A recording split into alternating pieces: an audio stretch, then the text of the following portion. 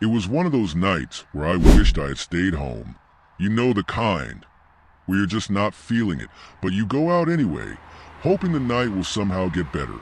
I had been at a friend's party for a few hours, trying to socialize, but honestly, I was just ready to leave.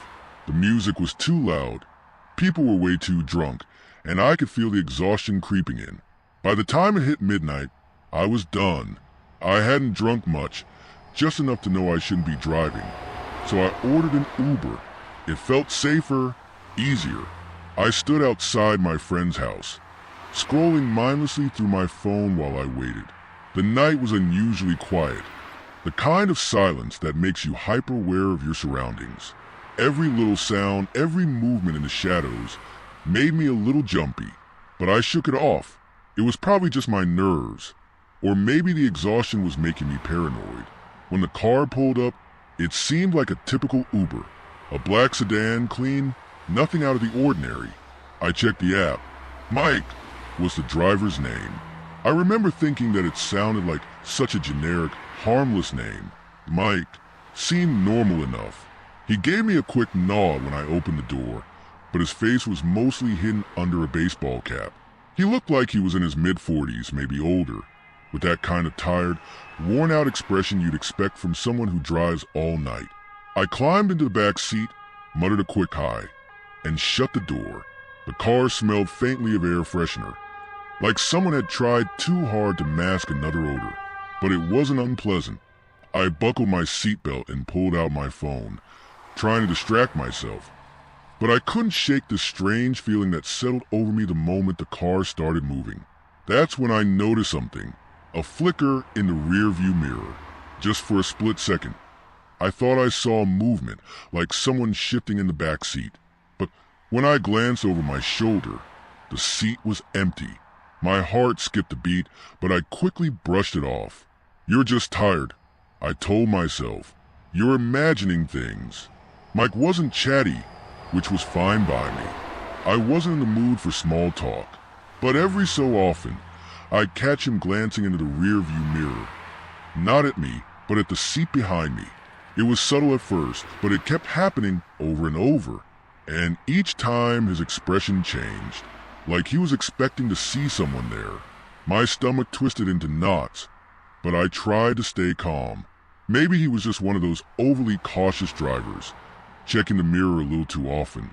But then I felt it, that creeping sensation. The one you get when you're sure someone's watching you. The air inside the car felt thick, heavy. I glanced over my shoulder again, even though I knew the seat was still empty. And it was... But the feeling didn't go away. If anything, it got worse. Every time I looked up, Mike's eyes would dart to the mirror as if he was checking on something or someone I couldn't see. I wanted to ask him if something was wrong, but my throat felt dry and I didn't want to sound crazy. Instead, I gripped my phone a little tighter and tried to focus on the passing streetlights, silently willing the ride to go faster. As the car rolled through the quiet streets, I couldn't shake that weird feeling, like something was off about the whole situation. The hum of the engine was steady, but the atmosphere in the car felt wrong. I don't know how to explain it, but there was this heaviness in the air, like something unseen was pressing down on me. I kept trying to focus on my phone, scrolling aimlessly through my messages or pretending to read something, but I could feel my anxiety rising. Every few seconds, my eyes would dart to the rearview mirror, and every time, I'd catch a glimpse of Mike's face. He wasn't looking at the road like a normal driver should. His eyes kept shifting to the back seat, not at me, but just beyond me. It was like he was checking for something or someone back there. And every time he glanced up, his expression got a little more tense. I tried to ignore it at first. I had to be imagining things, right? But the more I thought about it, the more I couldn't ignore the way my skin prickled, like I was being watched. I glanced over my shoulder again, expecting, hoping, to see nothing. The seat behind me was empty, of course, just as it had been when I got in. But that creeping sensation in the pit of my stomach wouldn't go away. The silence in the car was getting to me, too. No music, no conversation. just the low hum of the tires on the road and that uncomfortable awareness of my constantly checking the mirror. I thought about asking him to turn on the radio or something, but even that seemed like too much. Instead, I tried to make sense of the whole thing in my head. Maybe he had some kind of nervous habit, like checking the mirrors too often. Maybe he was just tired or on edge after a long night of driving strangers around. It could have been anything, except I knew it wasn't. Deep down, I felt like there was something more. Then, there was that flicker again. In the corner of my eye, I saw it, movement, just for a split second. My heart leapt into my throat, and this time, I turned around sharply, fully expecting to see someone sitting right behind me. But no, the seat was completely empty. I stared for a moment longer, my pulse racing, and then turned back, trying to shake the chill crawling up my spine. But Mike didn't seem to notice my sudden movement. He just kept driving, eyes flicking to the rear view, almost like he was watching someone. His hands were gripping the steering wheel a little tighter now, his knuckles white against the leather. I tried to calm myself down, telling myself it was nothing, that I was overreacting. But then I remembered something. When I got in the car, there had been no other passengers. No one had gotten out. No one had been picked up. So why did Mike keep looking back there, as if there was someone else? The feeling of being watched grew stronger, more insistent. I tried to focus on anything else. The street signs blurring by, the darkened houses outside, the occasional flash of headlights from another car. But it didn't help. Every time I forced myself to look away from the back seat, that same flicker of movement would catch my eye again. My skin felt tight, my muscles tense like I was bracing for something, but I didn't know what. Finally, I couldn't take it anymore. I had to say something. My voice came out shaky, barely above a whisper, as I tried to sound casual. Hey, is everything okay? Mike didn't answer right away. His eyes were still glued to the mirror, but now there was something different in his expression. It wasn't just tension. It was like he was waiting for something, like he knew something I didn't. Yeah, he finally muttered, his voice low and distracted. Everything's fine. But it didn't sound fine. Not at all. There was something off in the way he said it, like he was trying to convince himself more than me. The unease in my chest turned into full-blown panic. I glanced at my phone, considering texting someone, or maybe even pretending to get a call just to break the silence. But the thought of taking my eyes off the mirror for even a second filled me with dread, because deep down I knew something was wrong. I was gripping my phone so tight that my knuckles ached, but I couldn't let go. My heart was pounding, and I couldn't shake the feeling that something was horribly wrong. The car felt smaller, the air thicker, as if the walls were closing in on me. I forced myself to breathe, telling myself that I was overreacting, that I was just tired. But no matter how hard I tried, I couldn't shake the feeling of someone or something being in the car with us. Then Mike broke the silence. He's quiet, huh? His voice was calm, almost conversational, like he was commenting on the weather. I blinked, my mind racing to process what he just said. What? I asked, my voice coming out a little sharper than I intended. My heart skipped a beat. The guy sitting in the back with you, Mike continued, glancing in the rearview mirror as if it was the most normal thing in the world. He hasn't said a word since you got in. I stared at him, my throat tightening. My brain couldn't keep up with what he was saying. I turned around slowly, half expecting to see someone sitting in the seat behind me. But of course, there was no one there. Just the empty back seat, exactly as I had seen it a dozen times since the ride started. I tried to laugh it off, but my voice was shaky. There's no one back there. It's just me. Mike glanced up at the mirror again, his eyes narrowing slightly. You don't have to lie, he said, his tone still eerily calm. I saw him get in with you. He's been sitting right there the whole time. A cold shiver ran down my spine. I could feel the blood draining from my face. My mouth went dry, and I could barely form a response. I'm alone, I whispered, barely able to get the words out. "There's no one else here." Mike didn't respond right away. He just kept driving, his eyes darting between the road and the mirror. His grip on the steering wheel tightened, his knuckles pale. He chuckled softly, but it wasn't the kind of laugh you give when something is funny. It was cold, almost hollow, like he found something amusing that I couldn't understand. "You're funny," he said, shaking his head. "But it's okay. If he doesn't want to talk, that's fine by me. I'm not much of a talker either." I stared at him in disbelief, my body tense with fear. He was serious. He actually believed there was someone else in the car. My heart raced, and I could feel sweat forming on the back of my neck. I glanced over my shoulder again, almost hoping I'd see someone, just to make sense of what was happening. But there was no one there. The seat was still empty. My brain was scrambling, trying to make sense of it all. Was he messing with me? Was this some kind of sick joke?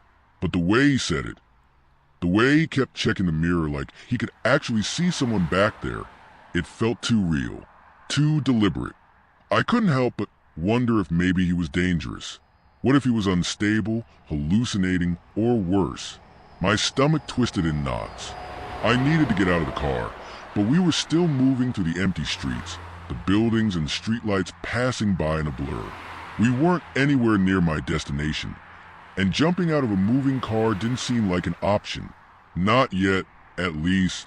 I tried to stay calm, forcing my voice to stay steady. "I think you're mistaken," I said, trying to sound rational, though panic was starting to creep into my words. "There's no one here but me, I swear." Mike glanced at me through the rearview mirror again, his eyes dark and unreadable. He didn't say anything for a few moments, just kept driving. The silence between us was suffocating, the only sound being the hum of the engine and the faint whistle of the wind outside. After what felt like an eternity, he finally spoke, his voice low and almost sympathetic. "You don't have to pretend. I get it. Sometimes it's hard to admit when you're not really alone." My pulse quickened, and I felt a wave of nausea rise in my chest. I couldn't tell if he was trying to mess with my head, or if he actually believed what he was saying. Either way, I needed to get out of this car. The further we drove, the more isolated the streets became. The streetlights were fewer and farther between, and the houses and buildings seemed to grow more sparse. The feeling of being trapped overwhelmed me. I glanced at my phone, my fingers hovering over the screen. Should I text someone? Call for help? But what would I even say? "Hey, my Uber driver thinks there's an invisible passenger in the car with me." It sounded ridiculous. Who would believe me? But as I weighed my options, Mike's voice cut through the air again, sending a fresh wave of dread down my spine. "He's staring at you now," he said, almost whispering, his eyes fixed on the mirror. "You might want to turn around." I froze. Every instinct in me screamed not to look, but I could feel it, that heavy, oppressive presence. The same one I had felt earlier. It was stronger now, more insistent. My skin prickled, and I could feel the hairs on the back of my neck stand on end. I didn't want to turn around. I didn't want to see whatever Mike thought he was seeing. But I had to. Slowly, with my heart in my throat, I turned my head and looked behind me. The back seat was empty, but for the first time since I got into that car, I wasn't so sure it actually was. My breath caught in my throat as I stared into the empty back seat, trying to convince myself that what I was seeing, or rather, not seeing, was real. There was no one there, just an empty seat, the upholstery dark and undisturbed. But somehow, it didn't feel empty anymore. The air in the car had shifted, becoming dense and oppressive. Every nerve in my body was on high alert, screaming that something was wrong, even though my eyes told me otherwise. I could feel my heart pounding in my chest, the pulse throbbing in my temples as I tried to force myself to breathe. I turned back around slowly, not wanting to linger with my back to the seat for too long. Even though I couldn't explain why, logic told me that there was nothing there, that I was alone. But the way Mike had said it, "He's staring at you now," the words echoed in my mind, crawling under my skin like a parasite. I couldn't shake the feeling that something, someone, was sitting right behind me, watching me with unblinking eyes. But every time I looked, the seat was empty, mocking me with its stillness. Mike, meanwhile, kept driving like nothing was out of the ordinary. He glanced in the rearview mirror again, his face calm, as if this was just another night on the job. But I could see it now, the slight tension in his jaw, the way his fingers gripped the steering wheel just a little too tightly. He was pretending to be calm, but I could tell he was just as on edge as I was. "You don't have to be scared," Mike said, his voice eerily soft. "He's not going to hurt you." My stomach twisted into knots. I opened my mouth to say something, anything, but the words wouldn't come. My throat felt tight, like something was squeezing it from the inside, and I couldn't shake the feeling that we were being watched. My body was screaming at me to get out of that car, to run, but my mind was stuck in a loop of disbelief and terror. "Who?" I finally managed to whisper, my voice barely audible. "Who do you think is back there?" Mike didn't answer right away. He just glanced at the mirror again, as if to confirm what he was seeing. His eyes flickered briefly in the low light, catching mine for a moment before he looked back at the road. "I don't think," he said, his voice calm but unnervingly certain. "I know." I swallowed hard, my mouth dry as I tried to make sense of his words. This wasn't real. It couldn't be real. He was seeing things, imagining things. But the fear gnawing at my insides told me that maybe, just maybe, I wasn't as alone as I thought. "He's been with you since you got in," Mike continued, as if we were having a normal conversation. "At first, I thought maybe he was your friend. But now I'm not so sure." The way he said it made my blood run cold. I wanted to scream, to demand that he stop the car and let me out, but the words were trapped behind my fear. My fingers hovered over my phone, desperately wanting to call someone, anyone. But the thought of explaining this to another person seemed impossible. How could I tell them that my Uber driver thought there was someone invisible sitting next to me? Worse, how could I explain the creeping feeling that he wasn't entirely wrong? I stared down at my phone, debating whether to call for help or just get out of the car as soon as possible. But before I could make a decision, Mike spoke again, his voice barely above a whisper. "He's getting closer." I froze, my entire body locked up in panic, my muscles tensing as if I was bracing for something. I didn't want to turn around.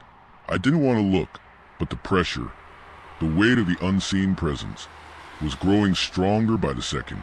It felt like the air around me was shifting, thickening, like something or someone was invading my space. I glanced up at the rearview mirror and saw Mike's eyes dart back to the empty seat. Except this time, his expression wasn't calm. There was a flicker of something in his eyes, fear. He was scared, too, and that terrified me even more. If the driver was scared, then what the hell was going on? I couldn't help it. I had to look, slowly, painfully.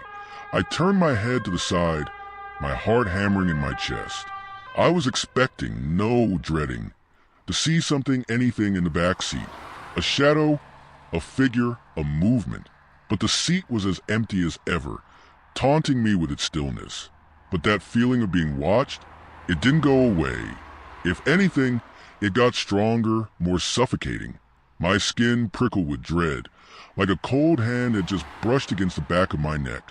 I jerked my head forward again, squeezing my eyes shut as I tried to steady my breathing. "I know you feel it," Mike said, his voice low and steady. "I can see it in your face. You know he's there." I shook my head, trying to convince myself that this wasn't happening, that this was just some horrible misunderstanding, or maybe I was trapped in some sort of prank. But the raw, gnawing fear in my gut told me that wasn't the case. Something was in that car with us. I could feel it, the heaviness, the chill in the air. It was as if the space behind me had been claimed by something I couldn't see, but could absolutely sense. The silence between us stretched on, thick and unbearable, until finally, I couldn't take it anymore. "Just stop the car," I blurted out, my voice trembling.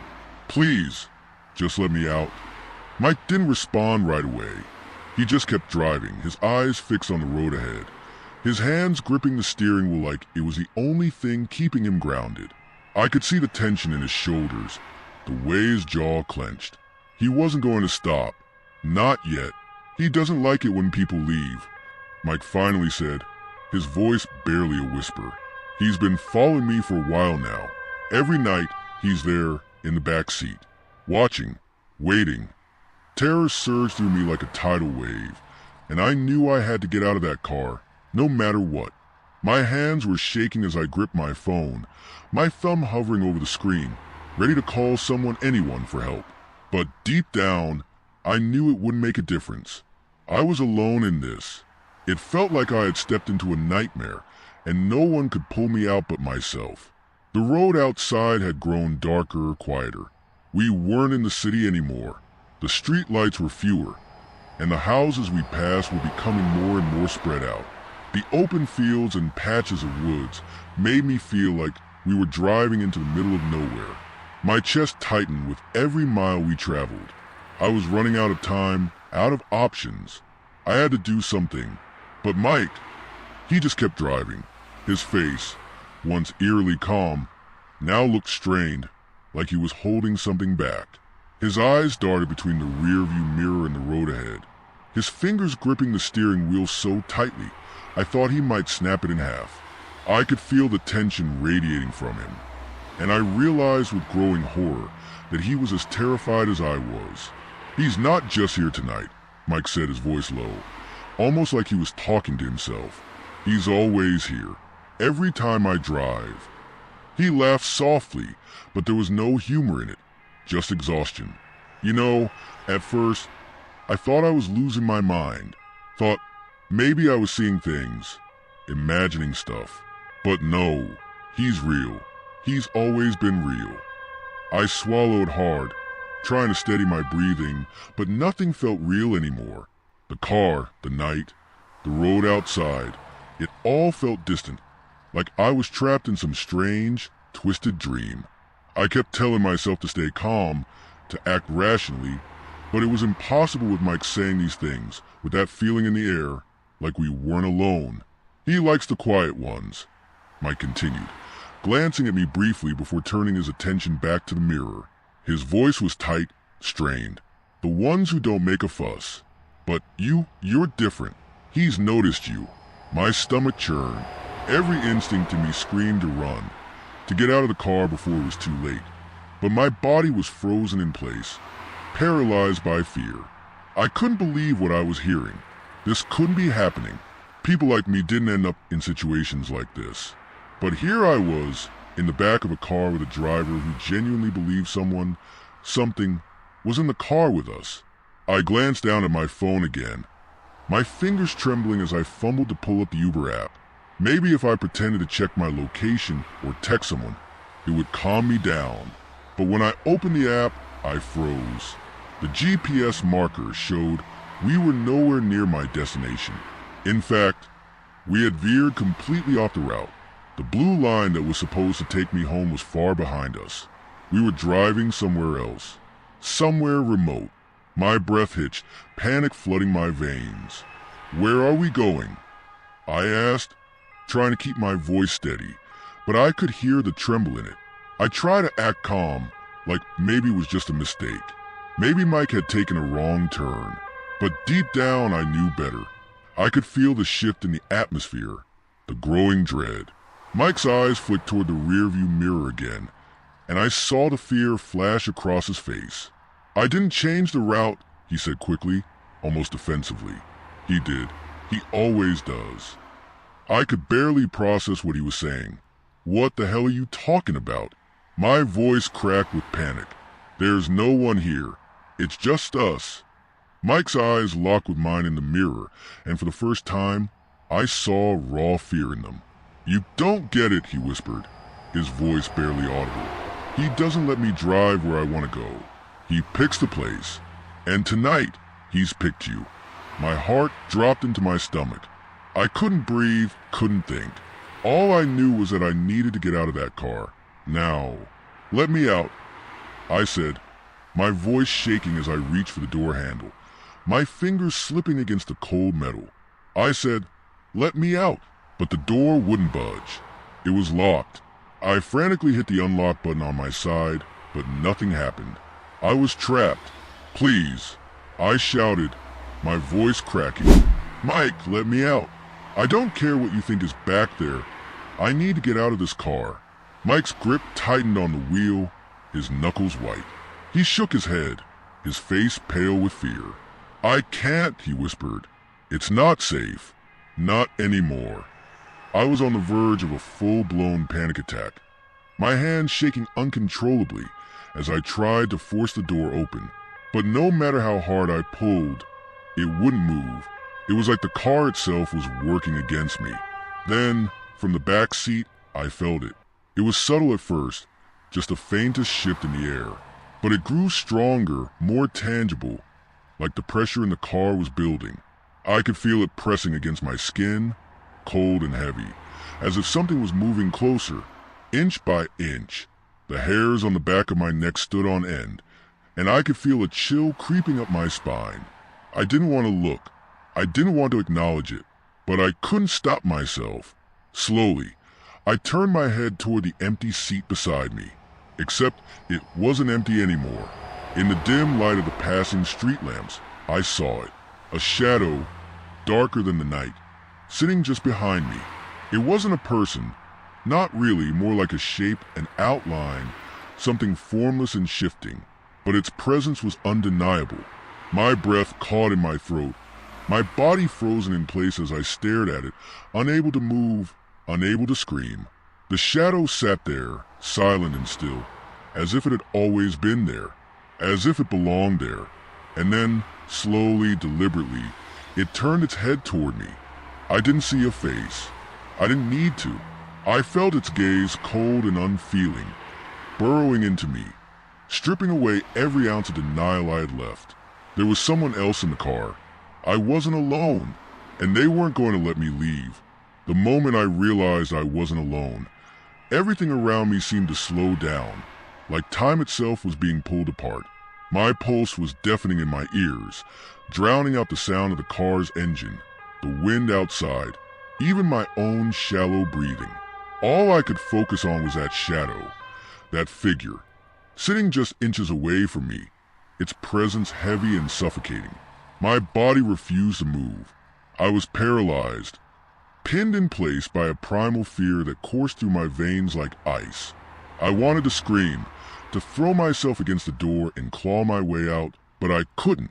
My muscles felt locked, as if something unseen was holding me in place, forcing me to face whatever was sitting next to me. I didn't know how long I stared at it, or maybe how long it stared at me. The outline was vague, a shapeless mass that seemed to flicker and shift in the dim light, but I knew it was watching me. I couldn't see its eyes, but I felt them, cold and hollow, boring into me, stripping me bare of any sense of safety or rationality. Mike's voice, trembling and weak, broke the suffocating silence. "You see him, don't you?" I couldn't answer. My throat was dry, and my tongue felt like lead. All I could do was nod, a small, shaky movement that made my head feel detached from my body. I couldn't look away from the shadow, afraid that if I did, it would move closer. Maybe it already had. Maybe it had been creeping toward me the entire time, waiting for me to notice it. Mike's voice came again, softer this time, almost as if he was pleading. "I told you, he's always there. He just hides until you notice, until you can't ignore him anymore." I didn't want to listen to him. I didn't want to accept that any of this was real. But I couldn't deny what was right in front of me. This wasn't some hallucination, some trick of the light. It was real, too real. The weight of it pressed down on my chest, making it hard to breathe. I forced myself to look forward, away from the shadow, away from the thing that shouldn't exist. My gaze locked onto the road ahead, but the view outside the car offered no relief. The night seemed endless, the road stretching into a darkness that swallowed everything. There were no more streetlights, no more houses or landmarks to ground me in reality. It was just us, me, Mike, and whatever had joined us in the car. I glanced at Mike through the rearview mirror, his face pale and strained. He looked haunted, like a man who had been living with this nightmare for far too long.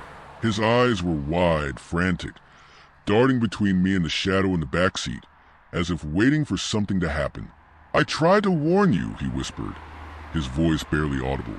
"But once you see him, once you know he's there, you can't unsee him. He won't let you." I wanted to scream at him, to beg him to stop the car, to let me out, but I knew it wouldn't make a difference.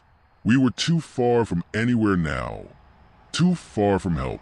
And even if I could get out, even if I somehow managed to escape that thing, that shadow would still be with me. I knew that, deep down, it wasn't just a part of this car or this ride. It was a part of something bigger, something darker, something I had unwittingly become a part of the moment I stepped into Mike's car. Suddenly, the car started to slow, and I felt a flicker of hope spark in my chest. Maybe Mike was going to stop. Maybe I could finally get out, get away from this nightmare. But as the car rolled to a near stop, I realized we weren't at my destination. We weren't even on a road anymore. Mike had pulled off to the side, onto some unmarked dirt path that disappeared into the woods. The car came to a complete stop, and for a moment, everything was eerily still. The engine hummed softly, the headlights casting weak beams into the trees ahead, but the air felt thick, heavy with anticipation. Mike turned in his seat to face me, his expression hollow. "I can't take you any further," he said, his voice flat. "This is as far as I go." I stared at him, my heart pounding in my chest. "What do you mean?" I asked, my voice trembling. "Where are we? This isn't where I live." Mike didn't answer. He just stared at me with those haunted eyes, his hands still gripping the steering wheel, as if it was the only thing anchoring him to this reality. "He won't let me go any further," he repeated. "I'm sorry, but you're on your own now." I looked back at the shadow, still sitting silently in the back seat, its presence looming larger now that we had stopped. I could feel it pressing against me, an invisible weight that made my skin crawl. I had to get out of the car. I had to move, but I couldn't bring myself to unlock the door, to take that step into the unknown. Mike reached over, his fingers trembling as he pressed the button to unlock the doors. The soft click echoed in the silence, and for a brief moment, I felt a rush of relief. But that feeling quickly vanished as I realized what he was doing. "I can't keep him with me anymore," Mike whispered, his voice barely a breath. "He wants you now." My heart dropped, and I felt a cold wave of terror wash over me. I reached for the door handle, my hand shaking uncontrollably, and pulled it open. The cold night air rushed in, a stark contrast to the oppressive heat inside the car. I stumbled out, my legs weak, and stood in the dirt, my body trembling with fear. I turned to face the car, my heart pounding in my ears. The headlights illuminated the trees in front of me, casting long shadows that seemed to stretch and twist unnaturally. But it wasn't the shadows outside that terrified me. It was a figure inside the car, the one that had been sitting in the back seat with me the whole time. As I stood there, frozen in place, the shadow began to move. It didn't shift or flicker like before. It moved, deliberately, slowly. It leaned forward, as if acknowledging me for the first time. Its form was still dark, still formless, but there was a terrible, undeniable intention behind its movements. I backed away, my pulse racing, every instinct screaming at me to run. But I couldn't. I was rooted to the spot, watching as the shadow stretched across the seat, its darkness spilling over into the front of the car. Mike's eyes widened in horror as the shadow touched him, his body tense, and for a brief moment, I saw something in his expression that I hadn't expected: regret. Then, without warning, the shadow enveloped him, swallowing him whole, his body convulsing for a split second before it went completely still. The silence was deafening. I stood there, staring at the car, my body numb with terror. The shadow was gone, but so was Mike. The driver's seat was empty, and I was alone, or at least I thought I was.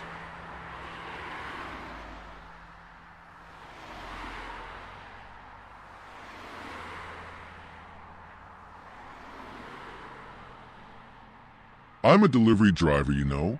The kind who gets gigs through apps like Uber Eats and DoorDash. I've been doing this for about 3 years, and usually it's a pretty straightforward job. Most deliveries are fine, just the occasional weird customer. But that night, that's when everything changed. It started out like any other Friday. I got a notification for a new delivery. The order was from a Chinese restaurant I knew well, not too far away. I picked up the food, feeling pretty relaxed.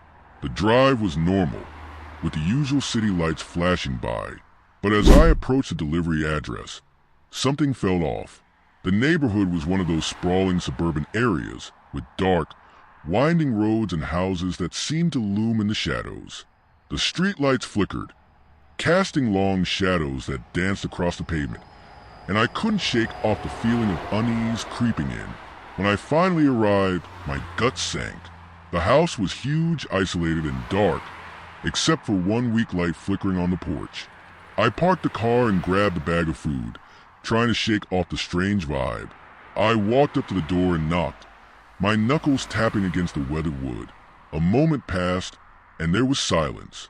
I waited, glancing around, trying to convince myself it was just a typical delivery.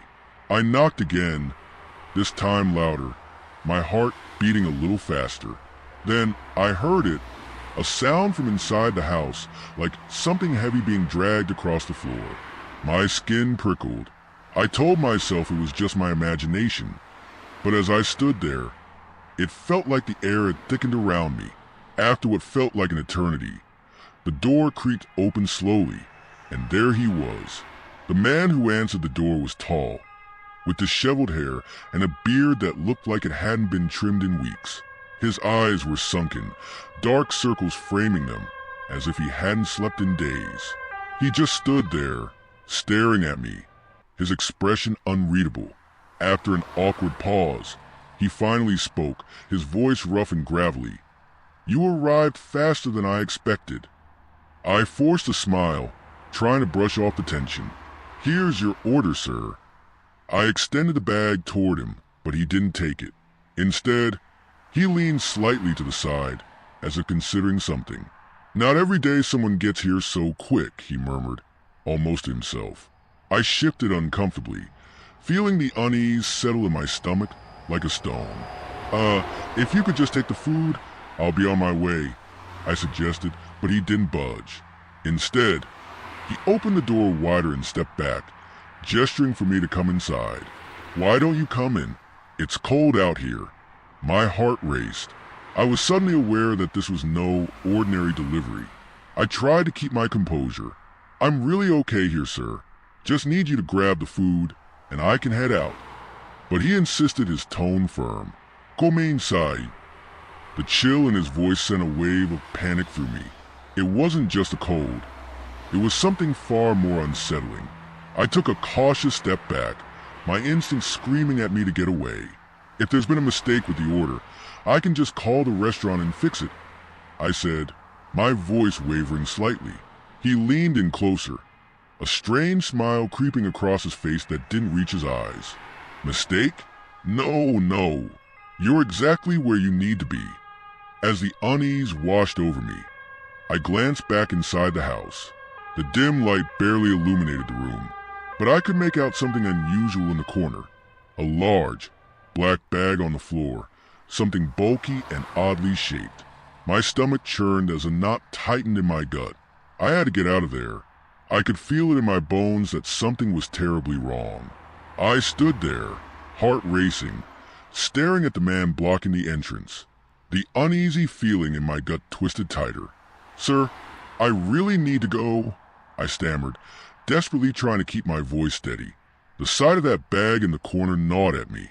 It was too large, too ominous, and it looked like it was just sitting there, waiting for someone to notice it. He took a slow step closer, his presence looming like a shadow over me. "What's the rush?" he asked, tilting his head as if he genuinely wanted to know. "You've come all this way. Why not stay a moment?" His eyes narrowed slightly, and I could see something flicker behind them. Was it curiosity or something darker? I took a cautious step back, instinctively glancing over my shoulder toward the car. The street was dimly lit, and the comforting hum of the city felt miles away. I really can't. It's late, and I have more deliveries, I said, my voice trembling slightly. But he just smiled that unsettling smile again, his lips curling in a way that sent chills down my spine. More deliveries, he repeated, almost mockingly. You'll find that some deliveries are more important than others. With that, he gestured toward the bag in the corner. I couldn't help but glance back at it. My mind raced with possibilities, and the worst scenarios played out like a horror movie in my head. Look, I said, trying to keep my tone calm. If you don't want the food, I can just leave. I was trying to convince myself as much as him. I felt trapped, like I was in a game where the rules kept changing. The man didn't say anything. Instead, he stepped aside just enough for me to see into the house. The faint light revealed more shadows, more hints of what lay inside. My instinct screamed at me to run. Suddenly, a loud noise echoed from deeper within the house. A clattering, followed by a low, muffled sound that made my blood run cold. Was it a voice? A cry? My heart raced, and I felt a wave of nausea. I really need to go, I said again, my voice barely above a whisper. He stepped closer, invading my personal space. You can't leave yet, he said, his tone now low and menacing. Not until you see. My heart dropped. See what? I forced myself to ask, though I was terrified of the answer. He nodded toward the bag again. Open it. The command hung heavy in the air, a chilling weight that made it hard to breathe. I shook my head violently, every fiber of my being telling me to flee. I won't. For a moment, I thought he might snap, that his expression might turn violent. But instead, he seemed to revel in my fear, his grin widening. You're already part of this, you know, he said, his voice almost playful. You walked up to my door, after all. You wanted to deliver something, but now it's time for you to receive. I didn't want to hear any more. I took another step back, fumbling with the bag in my hands, ready to drop it and run if I had to. But he lunged forward, grabbing my wrist with surprising strength. You can't just leave. Not after you've come this far. Panic surged through me as I yanked my arm, trying to break free. Let go of me, I shouted, but my voice felt swallowed by the darkness around us. In that moment, I caught a glimpse of something inside the house. The shadows shifted again, and I thought I saw movement near the back, something small and dark.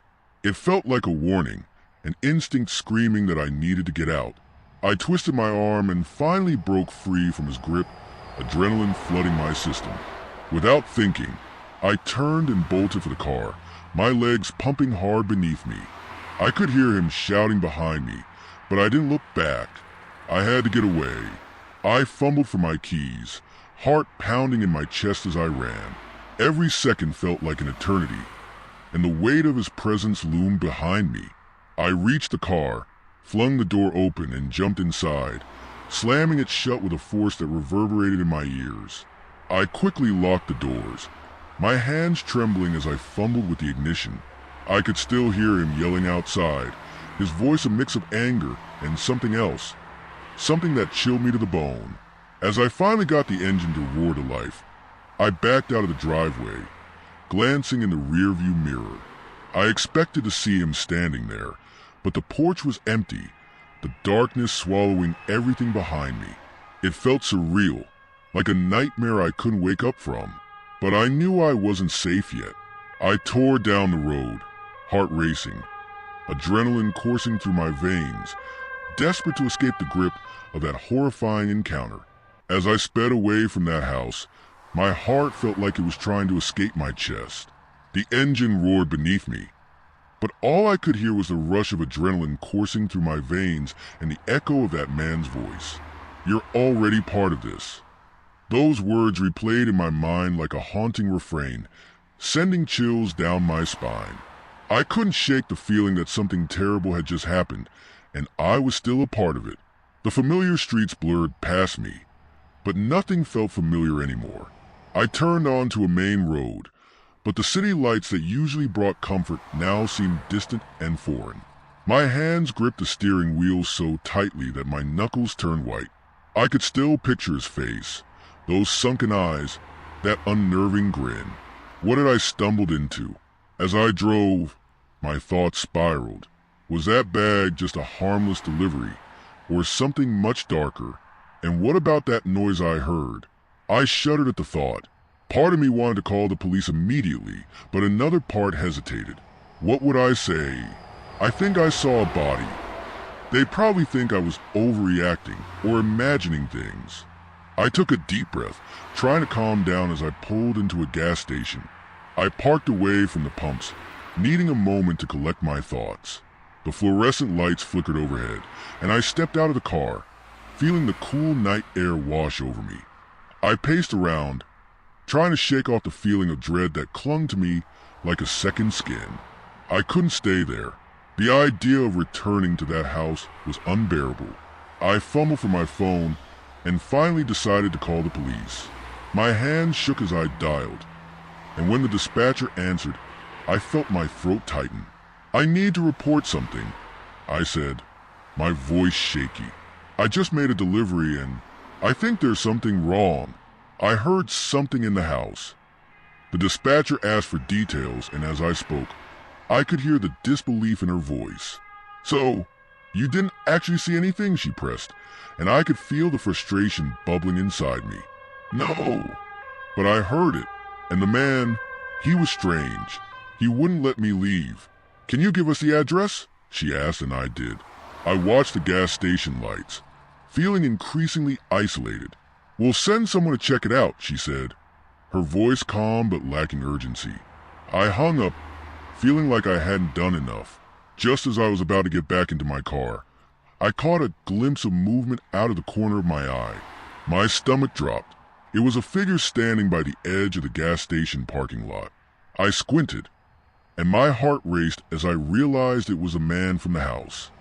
He was just standing there, illuminated by the harsh lights, a shadow among shadows. My breath caught in my throat. How had he found me? Was this a coincidence? Or had he been watching me the whole time? Panic surged, and I dashed back to my car, fumbling with my keys as I tried to unlock the door. "Hey!" he called out, his voice taunting and low. "Why so scared? I thought you wanted to see." I scrambled inside and locked the door, my heart pounding in my ears. "Go away!" I shouted, my voice cracking. I didn't know what else to say. I started the engine and threw the car into reverse, my mind racing. He didn't move, just stood there, watching me with that infuriating smile, as if he relished my fear. I slammed the gear into drive and sped away, glancing in the rearview mirror. But he was still there, a dark figure fading into the distance. I didn't stop driving. I needed to get as far away from him as possible. The streets blurred past, and the city lights turned into a hazy glow. I didn't know where I was going, but I couldn't think about that now. I just had to get away. After what felt like hours, I finally pulled into a small diner on the edge of town. The neon sign buzzed softly, flickering in the dark, and I parked in a well-lit spot.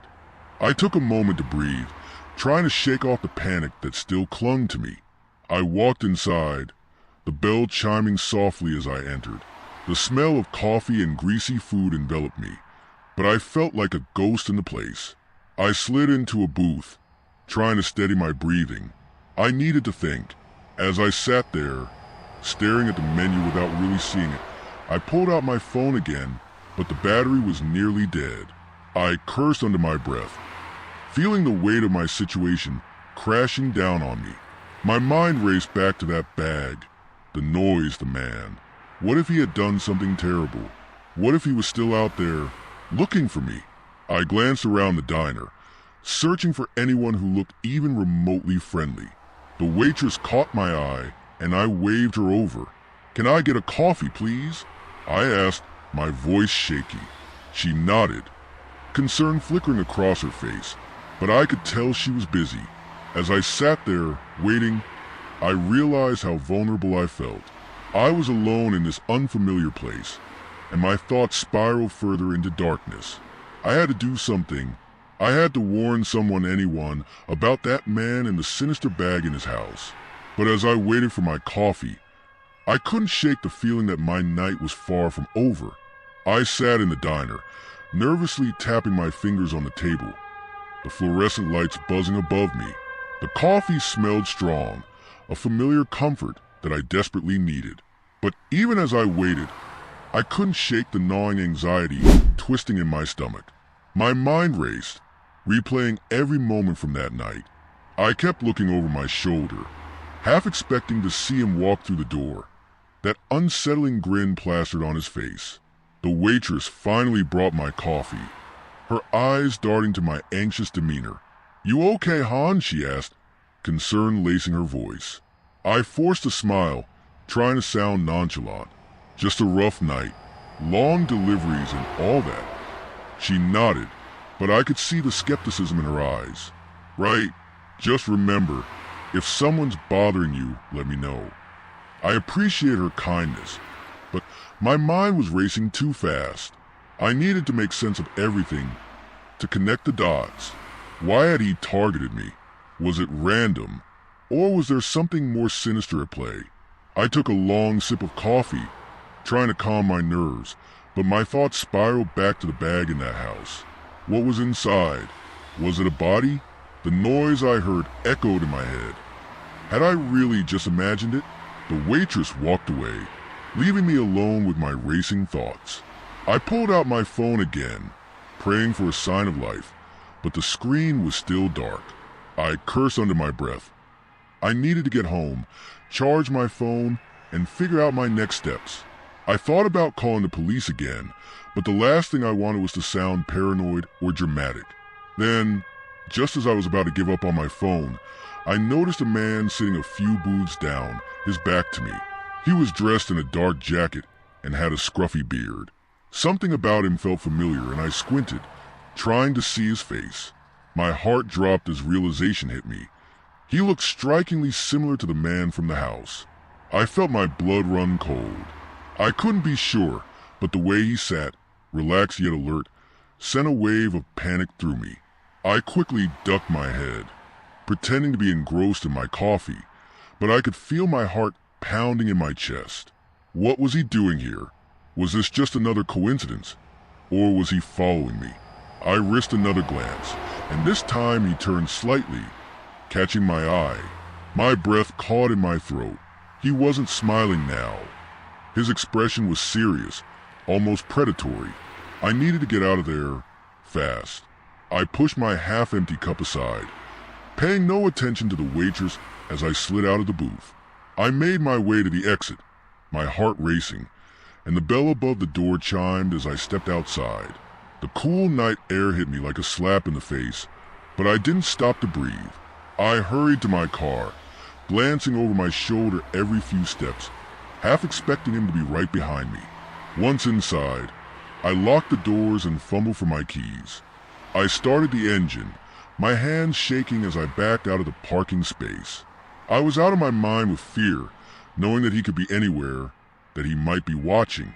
As I drove away from the diner, I kept glancing in the rearview mirror, scanning the darkness for any sign of him.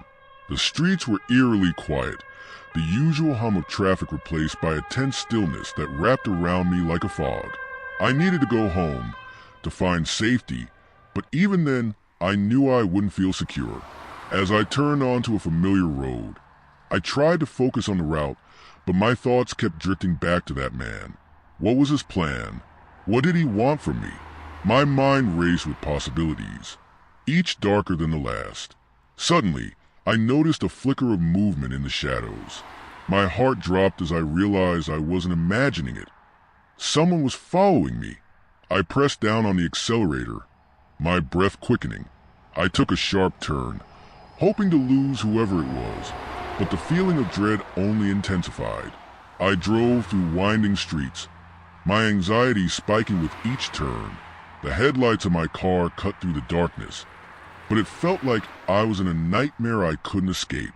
I needed to think clearly, to come up with a plan. My phone was dead, and I was alone. Then, As I rounded another corner, I spotted a police station up ahead. Relief washed over me. Maybe they could help. Maybe I could finally get some answers. I parked hastily, my heart racing as I rushed inside.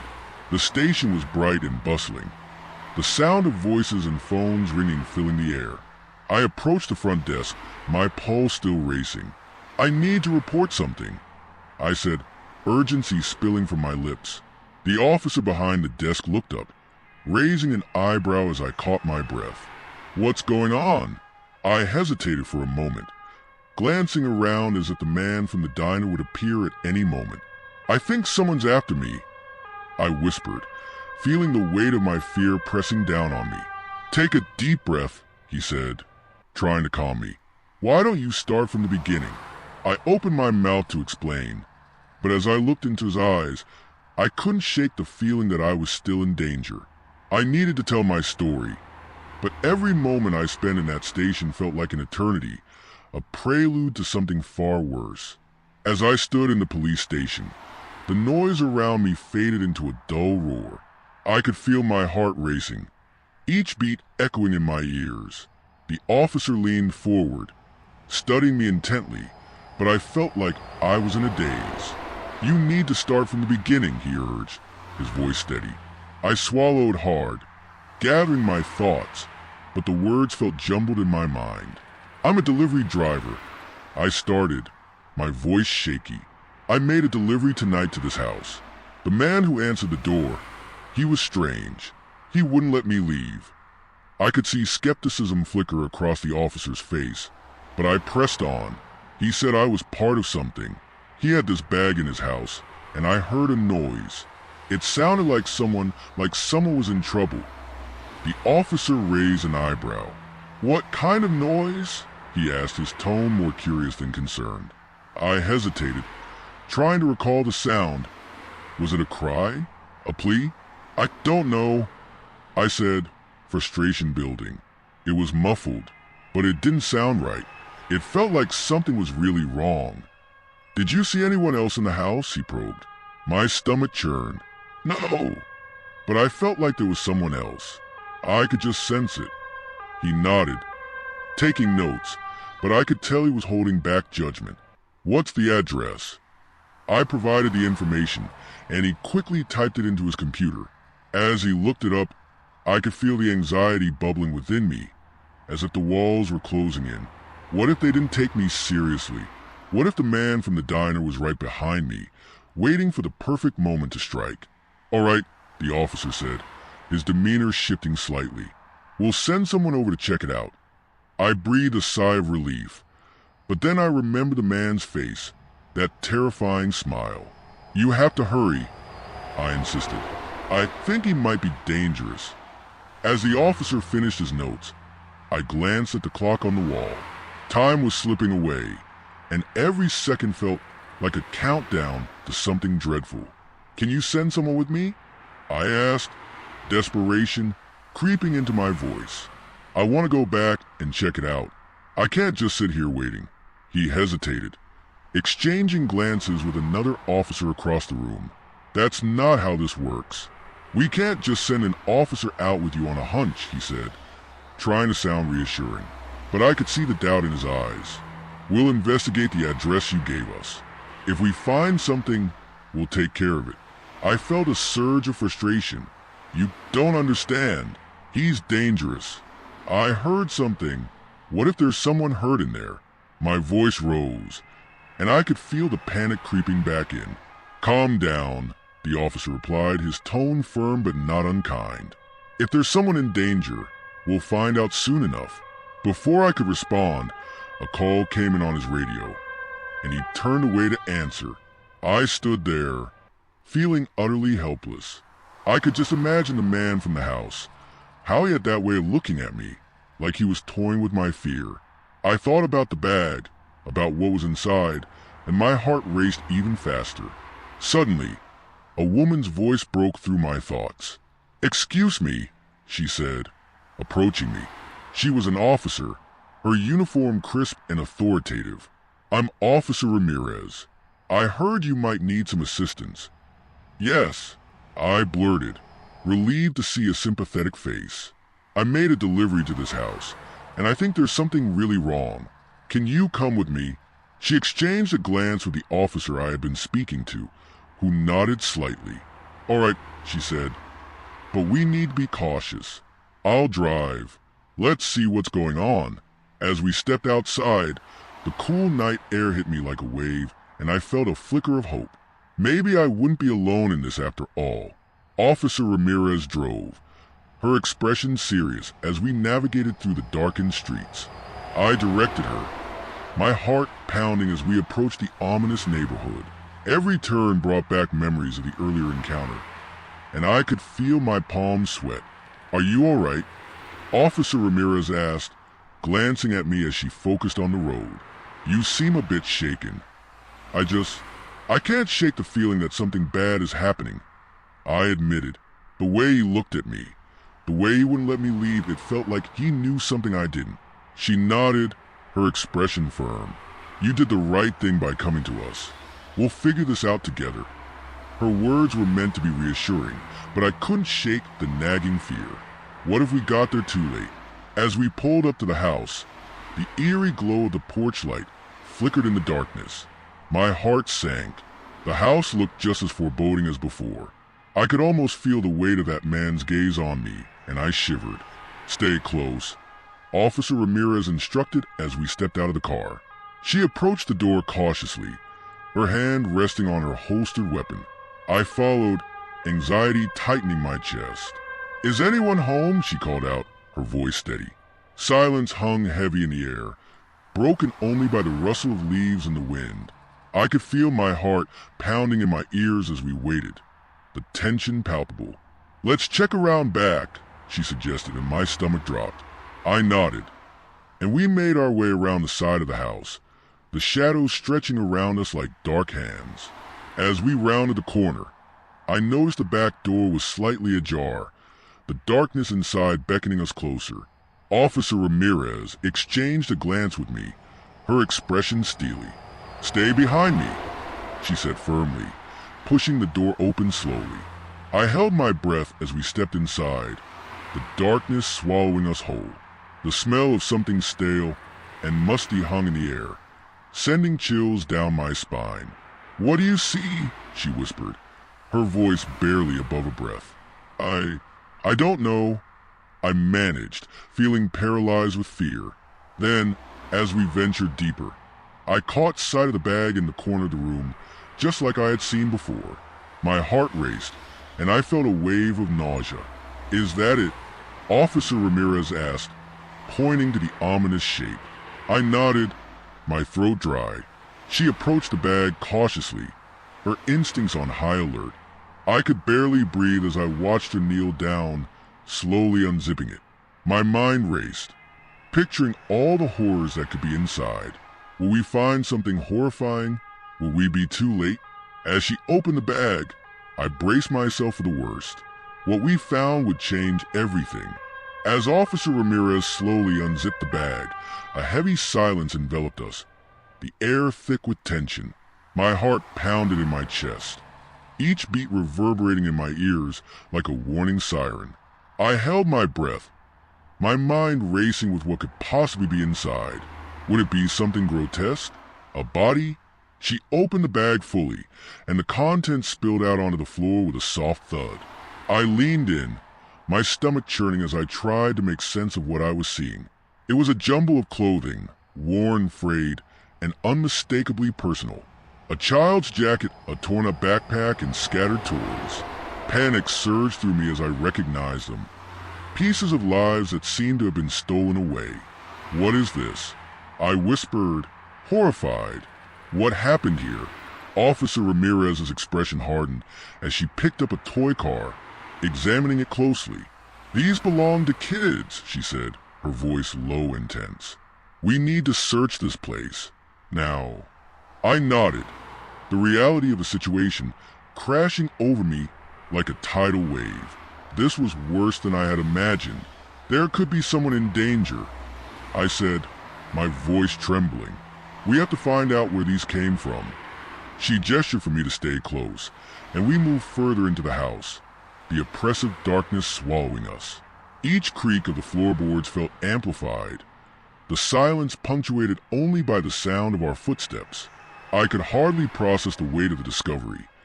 The fear I had felt earlier transformed into a desperate urgency. We entered a small living room, cluttered with more remnants of lives interrupted. Photos on the walls, dusty furniture, and the faint scent of something decaying. Officer Ramirez swept the room with her flashlight, illuminating every corner, searching for any sign of life. "If there's anyone here, now's the time to speak up," she called out, her voice steady but firm. I stood frozen, my heart racing, half expecting someone to leap out from the shadows. Instead, the silence pressed in on us, suffocating. My eyes darted around, catching glimpses of family portraits, smiling faces frozen in time, unaware of the horror lurking beneath their happy memories. As we moved further into the house, I felt an overwhelming sense of dread. The air was thick with something unspeakable, and every shadow seemed to hold a secret. We approached a closed door at the end of the hallway, the wood splintered and worn. "Stay behind me," Officer Ramirez instructed, her voice barely a whisper as she gripped her weapon tightly. I nodded, fear coursing through me as she pushed the door open, the hinges creaking in protest.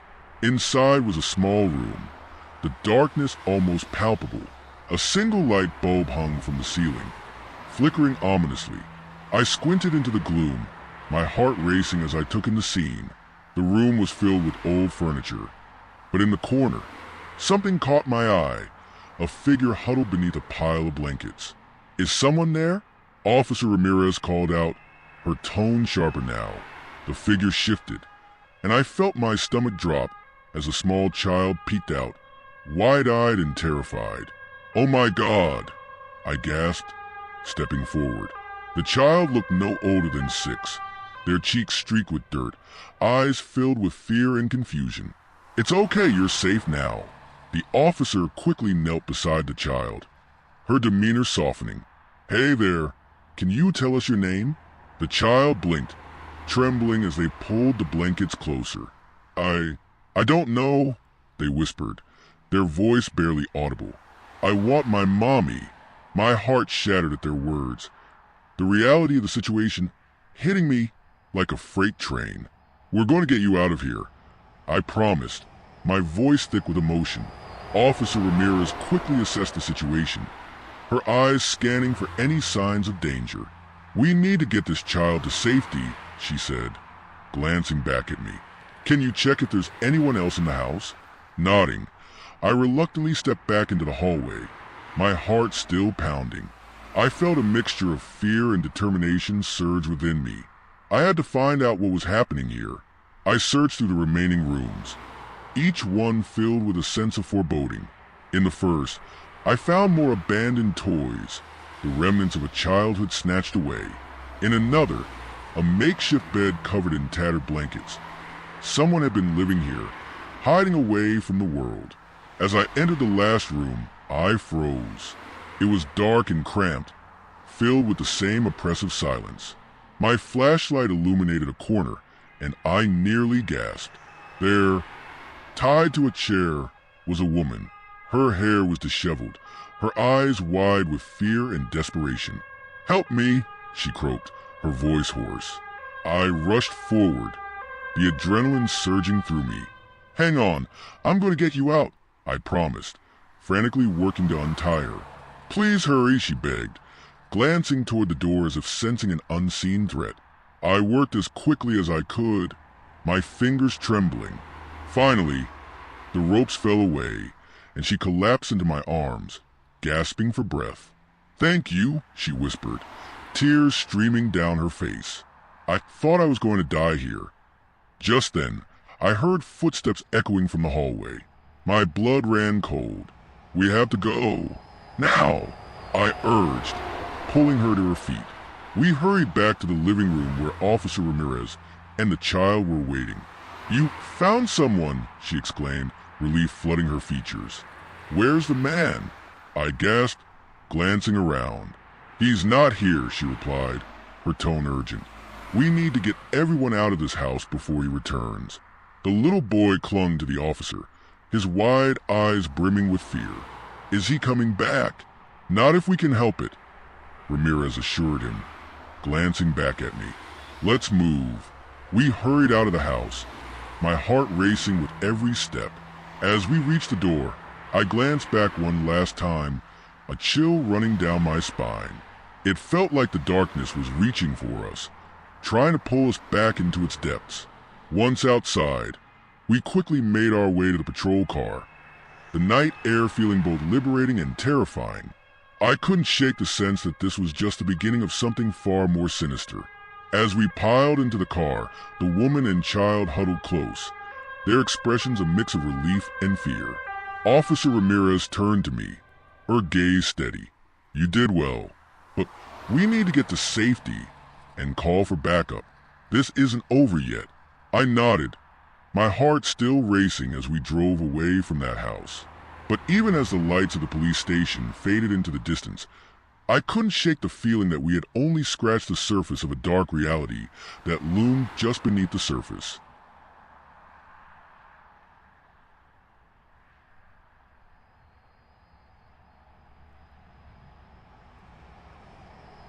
It was a typical Friday night in Seattle.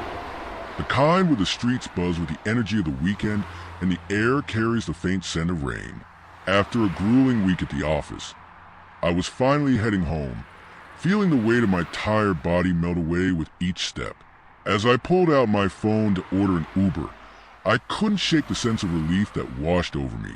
Just a quick ride, and I'd be safe in my apartment, snuggled up with a movie. I tapped the screen and watched as the little car icon made its way toward me. It was comforting to know I'd soon be in the hands of a driver who knew the city well. Or so I thought. When the app chimed to let me know my driver had arrived, I stepped out onto the sidewalk, greeted by the sight of a dark sedan idling at the curb. The driver, a guy named Jake, looked friendly enough, with tousled hair and a smile that seemed genuine. "Hey there," he called out as I approached. "You ready for an adventure?" "Just ready to get home, actually," I replied with a chuckle, sliding into the back seat. I felt a little uneasy as the door clicked shut behind me, but I dismissed it. After all, I was just tired and ready for some downtime. As Jake pulled away from the curb, he engaged me in conversation, asking about my day and sharing a few of his own stories. At first, it was nice to chat. He had a way of making the mundane feel lively. But as we drove through the familiar streets, I noticed something strange. He seemed to take a few wrong turns, veering off the main roads and onto quieter side streets. Is this the fastest way home?" I asked, trying to keep my tone light, but feeling a flutter of anxiety in my stomach. He glanced in the rearview mirror, his smile never wavering. "Oh yeah, just taking a scenic route. Trust me, it'll be worth it." I forced a smile, but felt a knot tighten in my gut. The surroundings began to change. The bright city lights faded away, replaced by shadows and the eerie stillness of the night. The car felt like it was swallowing me, and the warmth that had once been comforting now felt stifling. With each turn, the neighborhoods became less familiar, and I found myself clutching my phone, hoping for a moment of clarity on the map. "Jake, are we still headed toward Ballard?" I asked, my voice shaky now. He shot me a quick glance, his expression inscrutable. "Just a few more minutes. You're going to love where we're going." Panic rose in my throat as the city vanished behind us. I couldn't shake the feeling that something was off, and a whisper of dread curled around my thoughts. I glanced out the window. The dark woods were closing in on us, the trees standing like silent sentinels, watching my every move. I needed to think, to find a way out.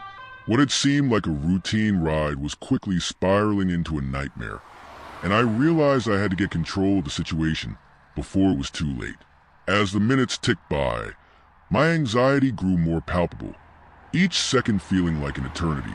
The streets were becoming increasingly deserted, with only the occasional flicker of a street lamp illuminating the way.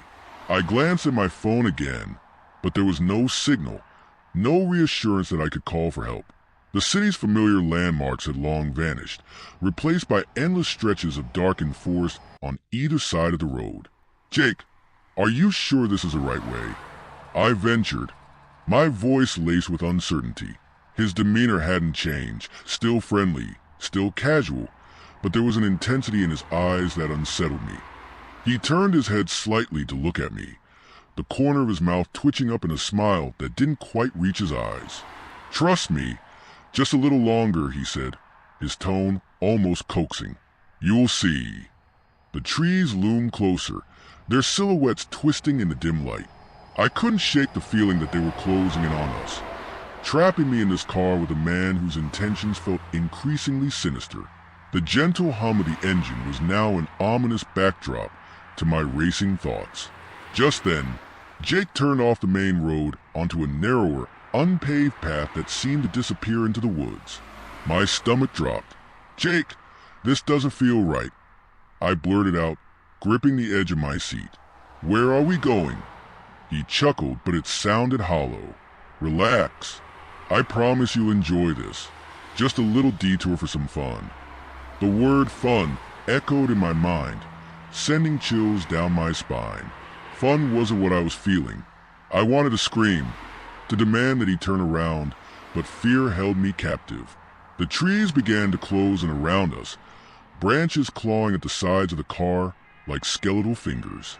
I could see the moonlight barely breaking through the canopy, casting eerie shadows that danced along the path. "I really need to get home," I said, my voice barely above a whisper, desperation creeping in. "Can you just take me back?" Jake's laughter was sharp and sudden. "What's the rush? We're almost there." His eyes glinted in the low light as he turned to look at me, and in that moment, I saw something shift behind his facade of friendliness. It was like a mask slipping, revealing a hint of menace beneath. "Please," I pleaded, feeling tears prick at the corners of my eyes. "I just want to go home."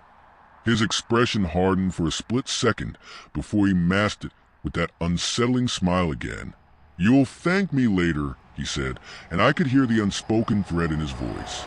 Suddenly, I spotted a flicker of red light in the distance, cutting through the darkness like a beacon. It danced between the trees, drawing closer. I squinted, trying to make sense of what I was seeing. "What is that?" I asked, my heart pounding. "Just a little surprise," Jake replied, his tone unsettlingly cheerful. Panic surged through me, igniting a primal instinct to escape. I had to get out of this car, now. As he continued down the path, I made a decision. I reached for the door handle, my fingers trembling as I calculated my next move. The moment he took his attention off the road, I would make my move.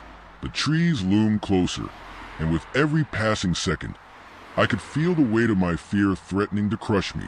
I glanced at Jake, who was too absorbed in whatever twisted thrill he was preparing for me. I took a deep breath, steeling myself for what I had to do. I needed to act before it was too late. As the red light flickered closer, I knew the moment was approaching. It was now or never. The tension in the car was suffocating, a palpable weight that pressed down on me as we rolled deeper into the woods. The flickering red light loomed closer, casting an eerie glow against the trees, and my heart raced in time with the growing sense of dread. My instincts screamed at me to escape, to get away from Jake and whatever nightmare he had planned. As I glanced at him, I caught a glimpse of his profile illuminated by the dashboard lights. His expression was fixed, a mix of concentration and something else, something darker. I couldn't shake the feeling that I was being led into a trap, and the closer we got to that light, the more my mind raced with possibilities. Was it a party, some kind of cult gathering, or something even more sinister? "Jake, please," I said, my voice trembling. "I really need to go home. This isn't funny anymore." He didn't respond, just kept driving, a smirk playing on his lips. I could feel the adrenaline surging through my veins, pushing me to act. With every bump in the road, every jolt, my resolve hardened. I couldn't let fear paralyze me. I needed to fight back. As we rounded a bend, The trees finally parted, revealing a clearing bathed in that unsettling red light. My stomach twisted as I took in the scene before me. In the center of the clearing stood a few dilapidated structures. Shacks, really? Surrounded by an assortment of flickering candles and what appeared to be makeshift decorations. Figures danced around the light, their movements erratic and unnerving, like shadows performing in a macabre play. "See? Isn't it great?" Jake said, his voice laced with excitement. A little gathering of friends. I felt my heart sink. "This is not okay, Jake. Let me out," I shouted, desperation flooding my voice. The figures in the clearing turned their heads towards us, and I could see their faces painted in grotesque expressions, half hidden by the flickering light, their eyes glinting with something I couldn't quite identify. Jake's grin widened, but it no longer felt friendly. "You don't understand. This is just the beginning." The car rolled to a stop, and I knew I had to act fast. With a surge of determination, I lunged for the door handle, praying it wasn't locked. My heart pounded as I yanked it open, the cool night air rushing in like a lifeline. I didn't look back. I just jumped out and ran. The ground was uneven beneath my feet, but I pushed through the branches and underbrush, fueled by sheer adrenaline. Behind me, I heard Jake's voice calling out, but I didn't stop. The red light flickered like a warning beacon, urging me to escape while I still could. I could hear the sounds of laughter and the low murmur of voices behind me, growing louder as I sprinted deeper into the woods. The figures were no longer just shadows. They were real people, and they were closing in. Panic clawed at my throat as I pushed through the dense undergrowth, branches scratching my arms and face. But I couldn't afford to slow down. In the darkness, I stumbled over roots and rocks, each misstep sending jolts of fear through me. My lungs burned, and I could feel my heart pounding in my chest like a war drum, urging me to keep moving. I had to find a way out, somewhere I could hide, somewhere I could call for help. Suddenly, I caught a glimpse of the moon through the trees, a sliver of silver light that guided me as I ran. I pushed harder, focusing on that light, hoping it would lead me back to safety. I had to get to the road, to civilization, before they caught up with me. As I broke through the last line of trees, the clearing disappeared behind me, swallowed by the shadows. My feet hit the hard ground of an unpaved road, and I looked left and right, desperate for any sign of life. My breath came in ragged gasps as I scanned the darkness, praying for a passing car or a flicker of light from a distant house. Then I saw it, a distant glow in the far corner of my vision. A light. Hope surged within me, and I bolted toward it, my heart racing with a mix of fear and determination. I couldn't let them catch me. I had to reach that light before it was too late. The distant glow grew brighter as I sprinted down the unpaved road, my heart pounding like a wild drum in my chest. Each step felt heavy, filled with the weight of fear and urgency. I could still hear the faint sounds of laughter and the unsettling chants from the clearing behind me, echoing in my mind like a taunt. They were coming for me, and I could not afford to look back. As I approached the light, it took shape, revealing itself to be a small, weathered cabin sitting just off the road. The glow emanated from a window, casting flickering shadows on the ground, and for a moment, it felt like a beacon of hope amidst the darkness. But as I drew closer, doubt crept in. What if it was another trap? What if Jake and his friends had already set a plan in motion to lure me in? I hesitated at the edge of the property, my breath coming in sharp gasps. I could see the outline of the cabin, old and dilapidated, with peeling paint and a sagging roof. A part of me wanted to run past it, to keep going until I reached the safety of the main road, but another part of me was desperate for help. I couldn't stay exposed on the road. I needed a place to hide, to gather my thoughts. With no other options, I approached the cabin cautiously, my heart racing with each creaking step on the wooden porch. I could hear the faint sound of a radio playing inside, its melody blending with the sounds of nature outside. I paused at the door, my hand trembling as I reached for the knob. Would someone be inside? Would they help me? Or was I walking into another nightmare? Taking a deep breath, I turned the knob and pushed the door open. It creaked ominously, and I stepped inside, scanning the dimly lit room. The interior was cramped, filled with mismatched furniture and the smell of mustiness. The flickering light from the window danced across the walls, revealing dusty pictures of people I didn't recognize, their smiles frozen in time. "Hello," I called out, my voice trembling. There was no answer, just the soft crackle of the radio. I crept further inside, every instinct on high alert. I could hear my own heartbeat pounding in my ears as I approached the window, peering outside to see if anyone was following me. The outside world was shrouded in darkness, but I could make out the path I had just come from. My breath hitched in my throat as I spotted movement in the shadows. I pressed my forehead against the cool glass, trying to discern what I was seeing. The figures from the clearing were closing in, their silhouettes shifting like dark clouds against the moonlight. My stomach dropped. They were coming for me. Panic surged as I turned away from the window, my mind racing for an escape route. I needed to find something, anything, that could help me defend myself. I scanned the room and noticed a rusty crowbar propped against the wall, its surface pitted with age. Grabbing it felt like a small victory, a reassurance that I could fight back if it came to that. Just then, I heard the sound of footsteps approaching the cabin, heavy and deliberate. My heart stopped. I quickly ducked behind a worn-out couch, clutching the crowbar tightly, my palms slick with sweat. The door creaked open, and I held my breath, praying they wouldn't find me. "Where is she?" Jake's voice rang out, filled with a chilling calmness. She couldn't have gotten far. Search the cabin. My blood ran cold as I listened to the shuffling of feet. They were in the room now, their voices low and conspiratorial. I could hear the sound of the moving furniture, looking for any sign of me. The room felt like a coffin, and I was the prey trapped inside. I steadied my breathing, my mind racing to escape plans. I had to wait for the right moment. If they were searching the cabin, I might be able to slip out the back door. But as they continued to ransack the place, I realized I had only a few seconds before they would find me. Suddenly, one of them, an unfamiliar voice, let out a frustrated grunt. "She's not here. We need to check outside." My heart raced. This was my chance.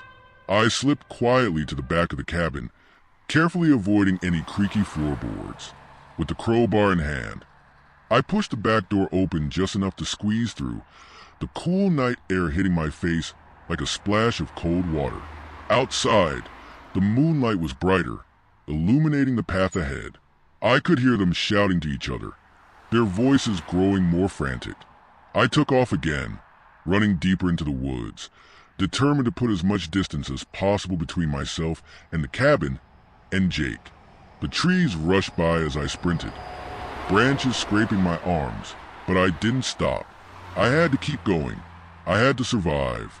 The darkness enveloped me as I dashed deeper into the woods, the chill of the night air mixing with the adrenaline coursing through my veins. Each step felt like a battle against the suffocating fear that threatened to overtake me. I could hear the voices behind me growing fainter, but I knew I couldn't let my guard down. They might be regrouping, planning their next move. As I ran, the underbrush crunched beneath my feet, branches snagging at my clothes and skin. I felt raw and exposed, but I had no time to dwell on my injuries. My focus was solely on getting away, finding safety. The moonlight filtered through the trees, casting an otherworldly glow that guided my path, but also left me vulnerable to the shadows that lurked around every corner. I finally spotted a narrow game trail veering off to the right, and without hesitation, I turned onto it. The trail was less trodden, overgrown with grass and weeds, but I hoped it would lead me further away from Jake and his friends. As I pressed on, the sounds of the forest filled my ears, crickets chirping, leaves rustling, the distant hoot of an owl, providing a strange comfort amidst my panic. But then I heard something else, the unmistakable crunching of footsteps behind me, growing closer. My heart dropped, and I forced myself to push harder, my lungs burning with exertion. I could almost feel their presence closing in, like a shadow creeping up my back. I needed to think of a way to evade them, to find shelter, or at least a place to catch my breath. I spotted a massive tree with a hollow base ahead, and made a split-second decision. It was a risk, but hiding felt like my only option. I darted towards it, ducking inside just as I heard voices getting nearer. I pressed myself against the damp earth inside the hollow, the space cramped and dark. I could barely breathe, my heart racing in my chest, each thump echoing in my ears like a countdown. From my hiding place, I could hear them approaching, their laughter echoing through the trees, a mocking reminder of the danger I was in. She can't have gone far. Jake's voice rang out, laced with frustration. Split up and search the area. She'll be scared. She'll make a mistake. I held my breath, praying they wouldn't think to check here. The seconds felt like hours, and I strained to hear what was happening outside. I could make out footsteps moving in circles around my hiding spot, the shadows looming over me like dark specters. Check behind that tree, one of them called, his voice a low growl. I swear I saw her run this way.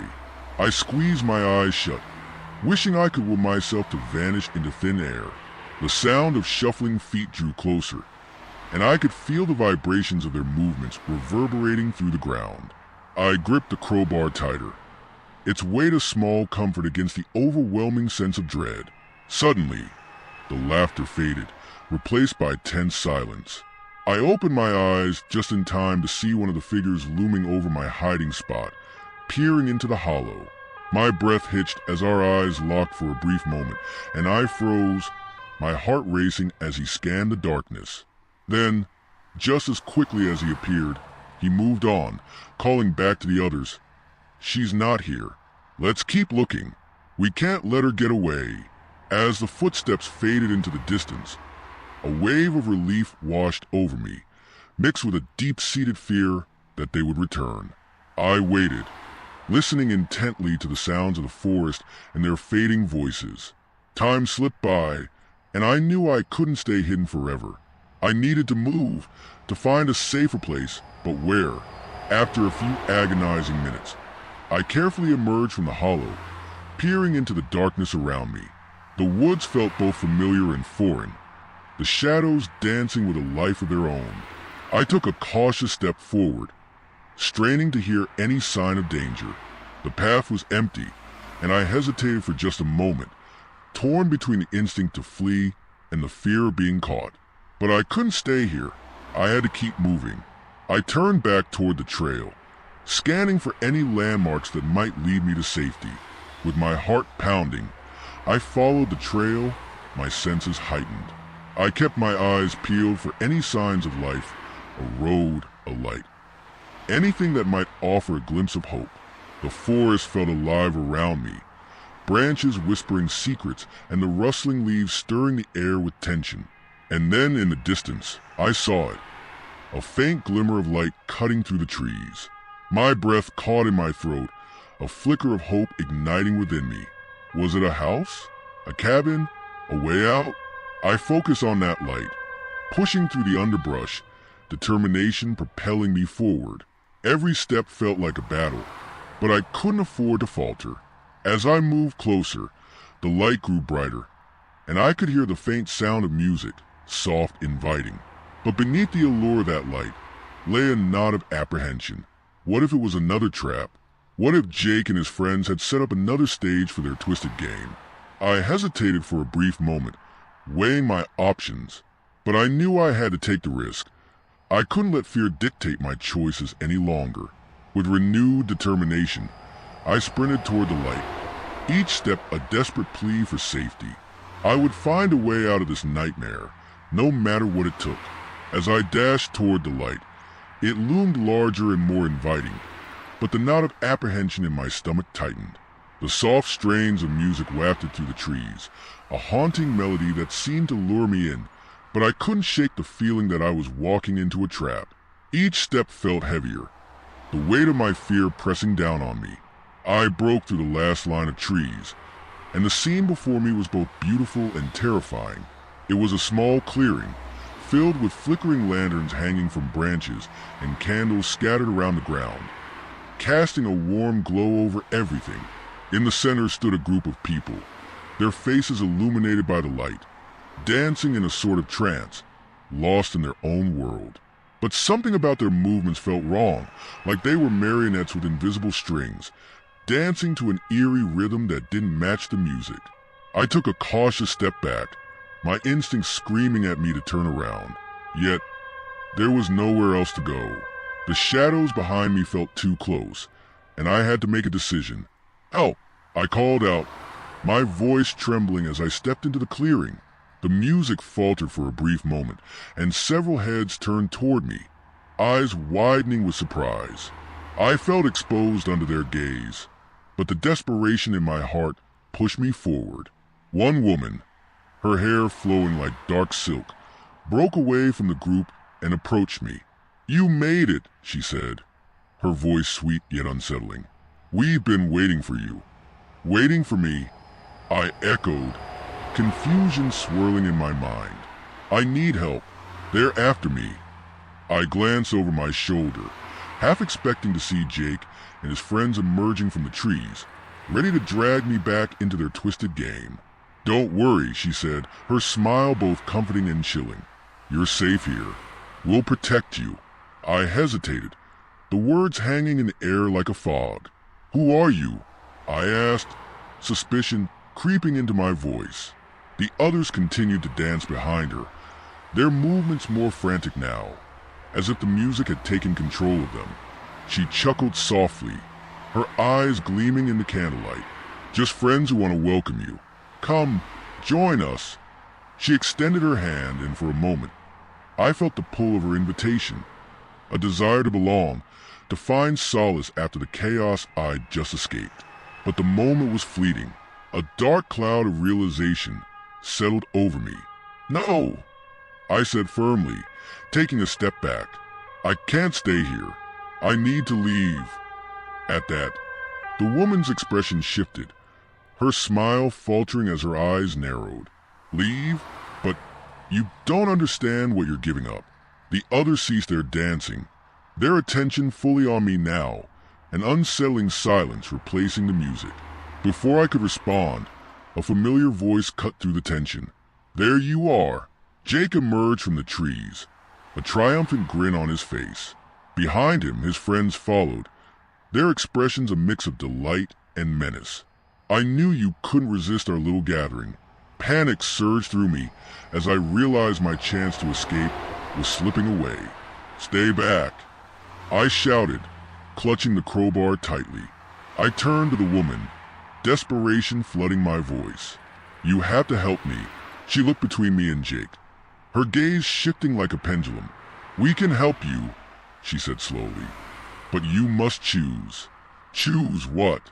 I demanded, my heart racing. "I just want to get out of here." The atmosphere crackled with tension as Jake stepped closer, his friends flanking him like wolves closing in on prey. "You can join us, or you can go back to the dark. It's your choice." I glanced at the group of dancers, now frozen, their eyes reflecting a strange, unyielding light. "What do you mean?" I asked, feeling trapped in a nightmarish reality. "What dark?" Jake's grin widened, revealing a glint of something sinister. "You've seen the truth now. You can't unsee it. But with us, you can belong, become part of something greater." Fear wrapped around me like a vice. I had come so close to escaping, and yet here I was, standing on the precipice of another nightmare. "No!" I shouted defiantly. "I won't be part of this." In that moment, I saw a flicker of hesitation in the woman's eyes, and I seized the opportunity. I lunged to the side, pushing past Jake and running toward the edge of the clearing. The sound of footsteps echoed behind me, but I was fueled by a surge of adrenaline. "Stop her!" Jake roared, and I heard them closing in, their breaths heavy and furious. I ran faster, my heart pounding as I darted through the trees, branches clawing at my arms and legs. The underbrush snagged at my feet, but I pushed on, desperation driving me forward. I could hear them shouting, the chaos of their pursuit echoing through the woods. I needed to find a way to escape, to get to the road, to safety. My lungs burned as I forced myself onward, fueled by sheer will. Suddenly, I stumbled into a clearing that opened up before me, the moonlight spilling down like a blessing. In the distance, I spotted what looked like a dirt road, a glimmer of hope shining through the darkness. I sprinted toward it, my heart racing, praying that I could reach it before they caught up with me. I could hear the sounds of the pursuit behind me, the frantic calls of my pursuers growing louder. I had to make it to the road. It was my only chance. As I ran, the light of the moon guided my way, illuminating the path ahead. I wouldn't let fear win. I would find my way back to safety, no matter what it took.